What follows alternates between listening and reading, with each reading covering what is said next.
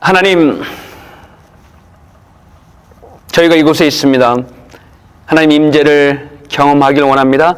하나님이 함께 하심을 저희들이 알게 하시고 느끼게 하여 주시옵소서. 이곳에서 저희가 하나님을 찬양하게 하시며 하나님을 예배하게 하시며 하나님의 주시는 그 놀라운 축복을 경험하는 시간 되게 도와주시옵소서. 주여, 주의 임재를 강력히 원하오니 하나님 임재하여 주시옵소서. 주의 영께서 이 시간을 저희 마음이 온전히 신령과 진정으로 예배할 수 있도록 축복하여 주시길 간절히 원하며 기도합니다. 하나님, 이곳을 하나님께 드리나이다. 이 거룩한 곳을 하나님 앞에 드리니 이곳에 충만하셔서 이곳에서 모인 모든 사람을 통하여 하나님의 나라의 영광이 이루어지도록 축복하여 주시길 간절히 원하며 기도합니다. 하나님이 함께 하시면 저희가 이 모든 것을 능히 이루고 남음이 있음을 믿사오니 하나님, 저희와 함께 하여 주시옵시고 저희 예배를 축복하여 주시옵소서. 하나님, 이곳에 임재하여 주시옵소서. 감사하며 예수 그리스도의 이름으로 기도합니다. 아멘. 하늘에 계신 우리 아버지여, 이름이 거룩히 여김을 받으시오며 나라에 임하옵시며 뜻이 하늘에서 이루어진 것 같이 땅에서도 이루어지옵소서.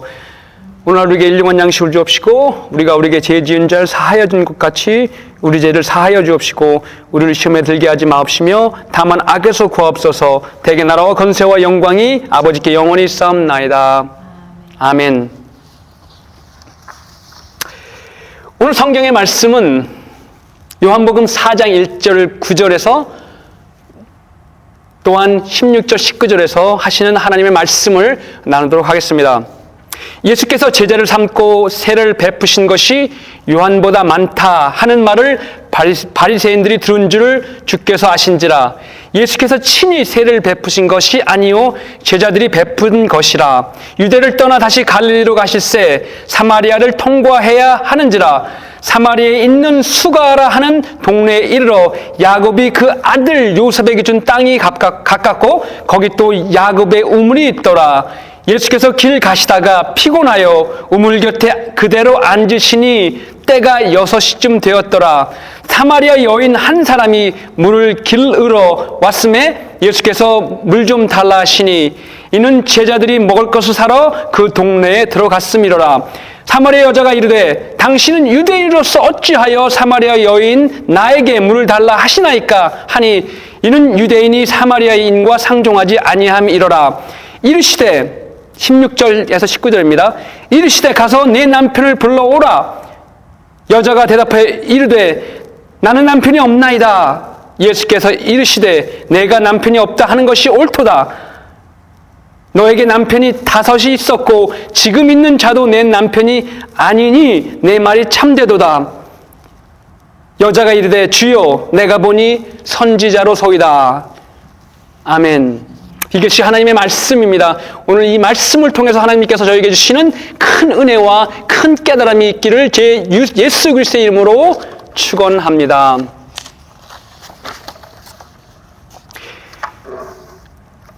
오늘의 말씀은 알려지지 않은 사마리아 여인의 이야기라는 제목으로 하나님의 말씀을 나누도록 하겠습니다. 알려지지 않은 사마리아 여인의 이야기, 오직 예수 그리스도께서만 아시는 그 이야기를 오늘 나누려고 합니다. 오늘 예수 그리스도께서는 그 요한복음 4장을 통해서 사회적 불의와 인종적 차별을 어떻게 다루셨는지에 대한 말씀을 저에게 하시고 계십니다.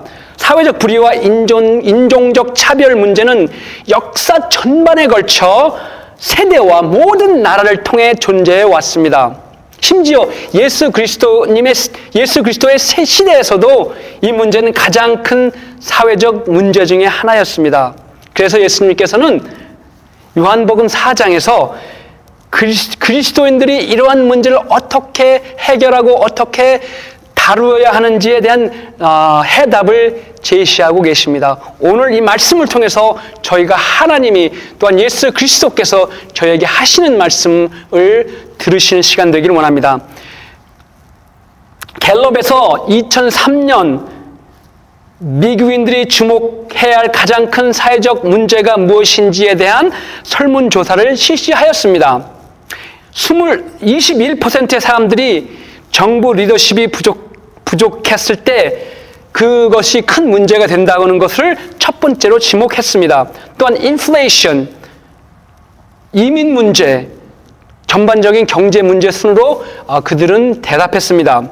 이 설문조사를 통해 미국에 사는 많은 사람들이 정부의 리더십, 경제적 안정, 이민, 인종 문제에 대해 우려하고 있음을 알 수 있습니다. 그래서 오늘 요한복음 4장에서 예수님께서 그 말씀에 대해서 언급하고 계십니다. 인종적 문제, 사회적 문제를 어떻게 예수님께서 해결하시는지에 대해서 저의 말씀에 초점을 맞추려고 합니다. 왜냐하면 이러한 가르침은 2024년을 살고 있는 우리 그리스도인들에게도 아주 중요한 문제이기 때문입니다. 이것은 다른 사람의 문제가 아니라 바로 이 시대를 사는 우리의 문제이기 때문에 아주 중요합니다. 요한복음 4장은 사마리아 여인의 이야기로 시작됩니다. 사마리아 여인의 이야기의 핵심은 사마리아 마을에 사는 한 여인의 개인적인 어려움과 고통의 삶을 우리가 보고 있는 것입니다. 그러나 오늘 성경의 관점은 그것은 단순히 이 여인에 대한 개인적인 어려움과 문제에 대해서 얘기하는 것이 아니라 사회적 편견, 인종적 편견, 우리 사회 내에서, 우리 삶 가운데서 일어나는 수많은 이런 편견들과 문제들에 대해서 이야기하고 있습니다. 이것이 어떻게 개인의 삶에 커다란 영향을 미치며 개인의 그 믿음 생활에 얼마나 큰 영향을 미치는지에 대해서 또한 얘기하고 있는 것이기 때문에 오늘 예수님께서 오늘 말씀하시고 계십니다. 아주 중요한 문제이기 때문입니다. 예수께서 유대를 떠나 갈릴리로 향하여 가셨을 때 그분은 사마리아 우물에 들르셨습니다. 사마리아 우물로 통하는 길은 유대에서 갈릴리로 가는 지름길입니다. 바로 유대에서 갈릴리로 가는 지름길이 그곳입니다. 가장 빠른 길이고 또한 가장 가까운 길입니다. 그러나 대부분 유대인들은 그 길로 가지 않았습니다. 그 당시에 대부분 사람들은 사마리아인과 교류하고 싶지 않았기 때문에 사마리아를 우회하는 길을 택했습니다.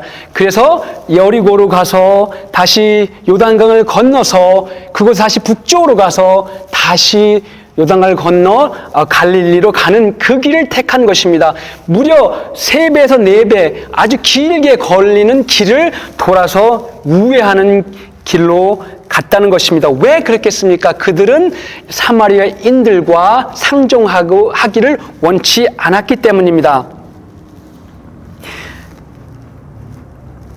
기원전 930년 솔로몬 왕이 죽은 후에 이스라엘 왕국은 북이스라엘과 남유다로 나눠지게 되었습니다. 유다로 잘 알려진 남왕국 수도는 예루살렘이었고 북왕국 수도는 사마리아였습니다.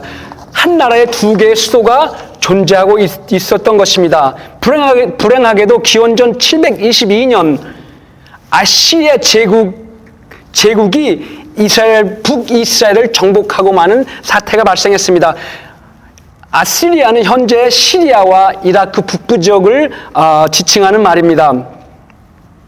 그들이 사마리아를 정복했을 때 사마리아 사람들을 포로로 잡아서 아시리아로 데리고 갔고 또한 거기서 살게 했으며 거기에 살고 있는 아시리아인들을 일부를 데려다가 또한 사마리아에 살게 하였습니다. 이러한 이민 정책을 시행하였는데 이로 인해 유대인과 사마리안 사이에 두 집단 사이에 인종적 긴장이 생기게 된 것입니다. 오늘 이야기가 바로 거기서부터 출발하는 이야기입니다. 대부분의 유대인들은 무의식적으로 모든 사마리아인들이 인종적으로나 종교적으로 아시리아인들과 섞여 있다고 믿었기 때문에 그들을 동료 이스라엘인으로 여기지 아니하고 외국인이나 이방인으로 취급하였습니다. 이러한 상황 속에서 예수님은 사마리아인에게 대한 유대인의 생각에 동의하지 않으셨습니다. 요한복음 4장에서 예수님은 사마리아인들이 이스라엘의 잃어버린 양이다 라고 여기셨기 때문에 통상적으로 사람들이 다니는 그 길로 가지 아니하시고 그 우물가에 있는 하나님의 잃어버린 양인 그 여인을 만나기 위해서 여인을 만나러 사마리아로 들어가셨습니다. 그분은 의도를 가지고 그곳으로 가셨습니다. 그분은 목적을 가지고 사마리아 여인에게 다가선 것입니다. 왜냐하면 그것이 그분의 이 땅에 오신 목적이기 때문입니다. 소외된 사람, 하나님이 필요한 사람을 향한 하나님의 목적이 예수 그리스도를 통해서 이루어지고 계신 장면을 저희가 볼 수 있는 것입니다.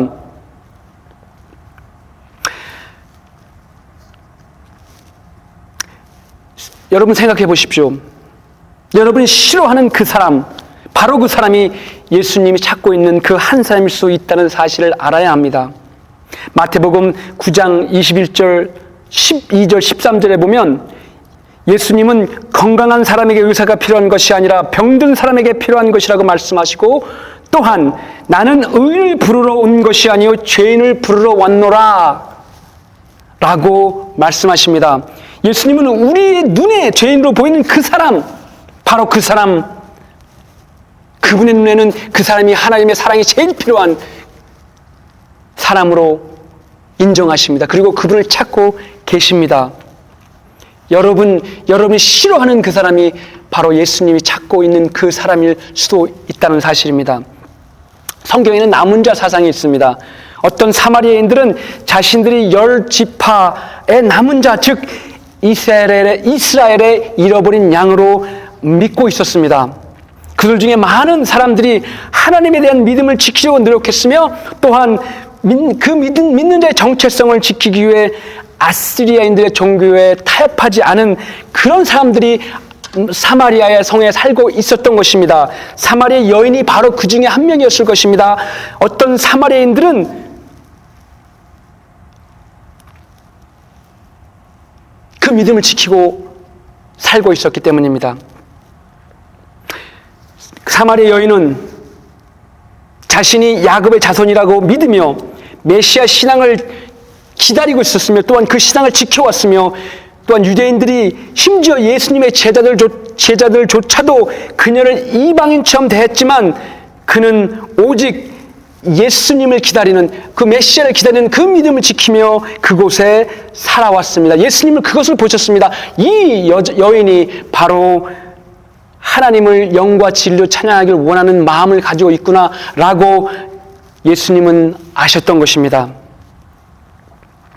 유대인들은 항상 선한 사마리아인은 없다고 믿었습니다. 그들은 사마리아이라는 단어를 경멸적인 언어로 사용했지만 예수님은 선한 사마리아인이 있다는 것을 보여주셨습니다. 하나님은 착하고 선한 사람을 찾고 계시는 것이 아니라 그분은 우리가 하나님의 왕국을 먼저 구하고 하나님 나라의 의를 구하는 그 사람을 찾고 계십니다.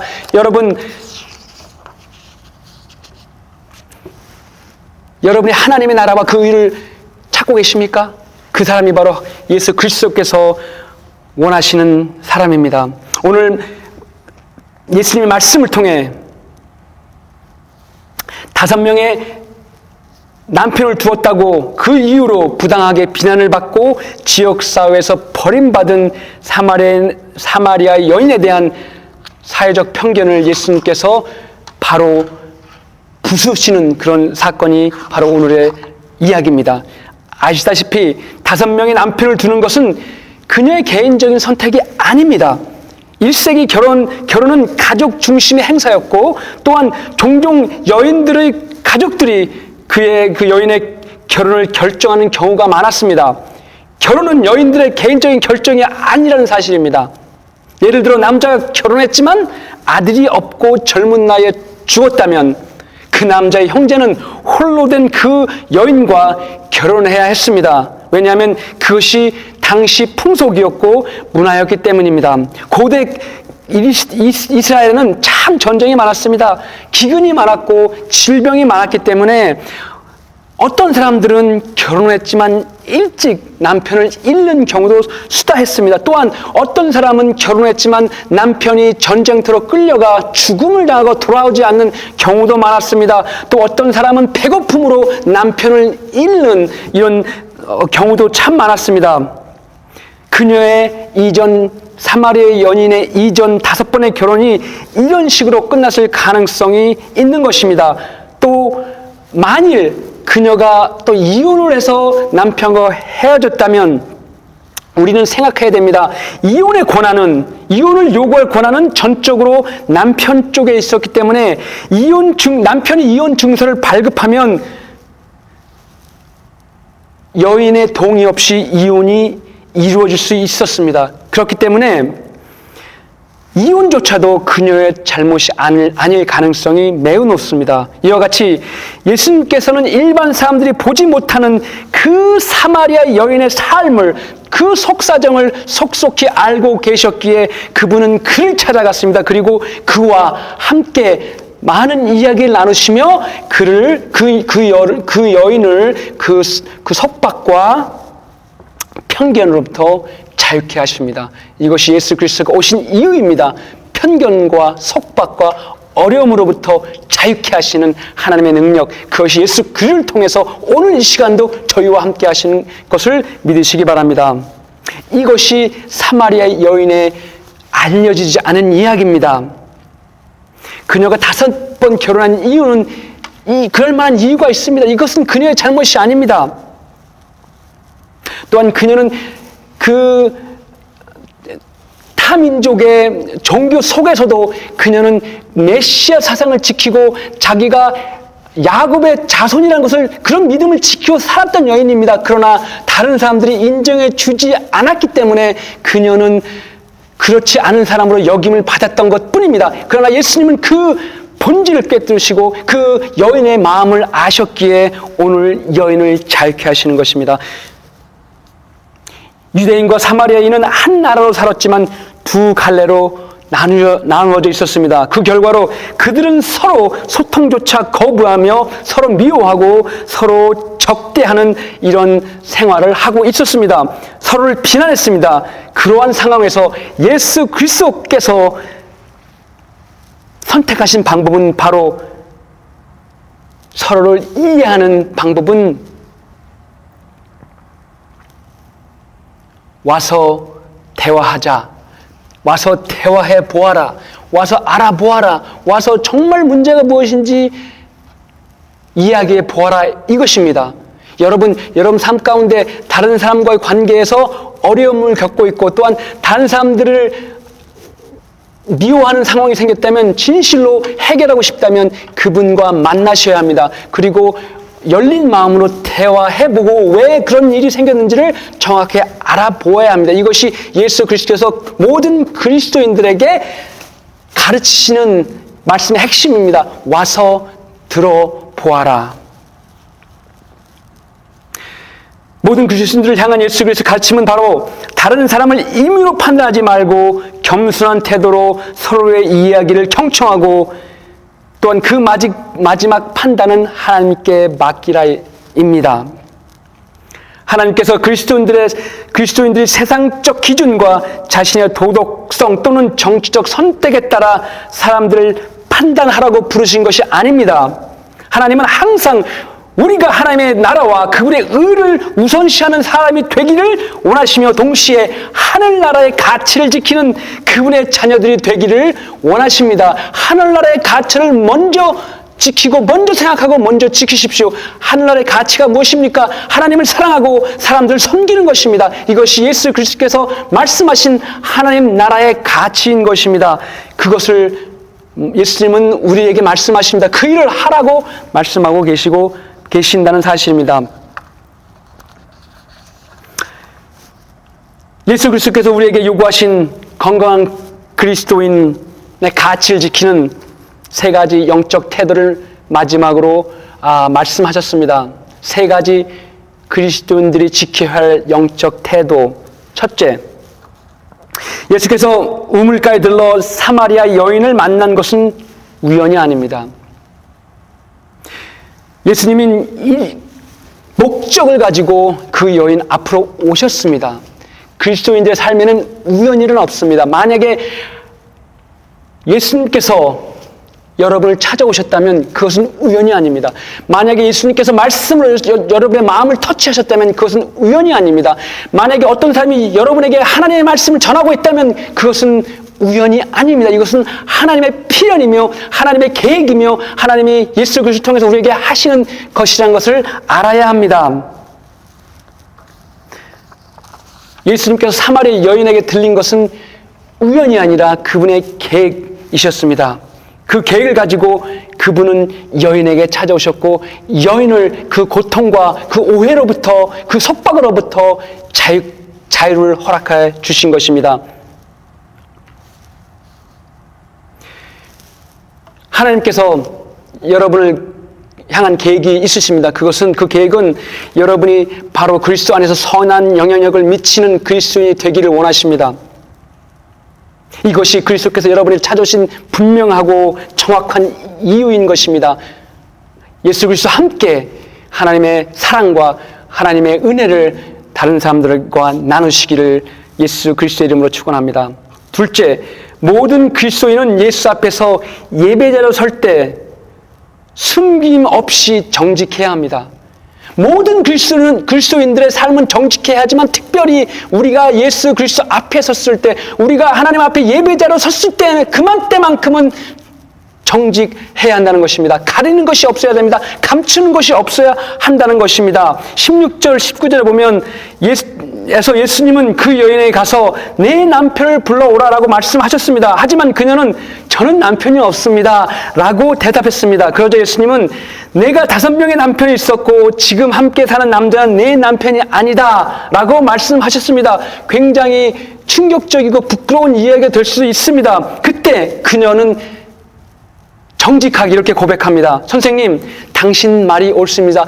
주님 말이 옳습니다. 내가 5명의 남편이 있었고 또한 지금 나는 사는 사람은 내 남편이 아닌 정식적으로 결혼하지 않은 사람과 살고 있습니다 라고 대답한 것입니다. 사마리아 여인이 예수님 앞에서 정직하게 대답했을 때 예수님은 그녀의 정직한 대답을 무엇보다도 소중히 여기셨습니다. 이와 같이 우리 그리스도인들은 하나님 앞에 섰을 때 그분 앞에 정직해야 합니다. 그분을 예배할 때 정직하게 마음을 열어놓고 우리의 죄를 자복하고 하나님의 은혜와 궁유를 구해야 한다는 것입니다. 세 번째 애티튜드를 말씀드리겠습니다. 만일 사람들이 여러분을 힘들게 한다면, 여러분 주위에서, 여러분 동료가, 여러분 직장에서, 여러분 삶에서 여러분이 다른 사람들에게 핍박받고 있다고 드신다면 이 이유를 생각해 보십시오. 그 이유는 바로 당신이 열매 가득한 삶을 살고 있다는 증거일 수 있음을 기억하셔야 할 것입니다.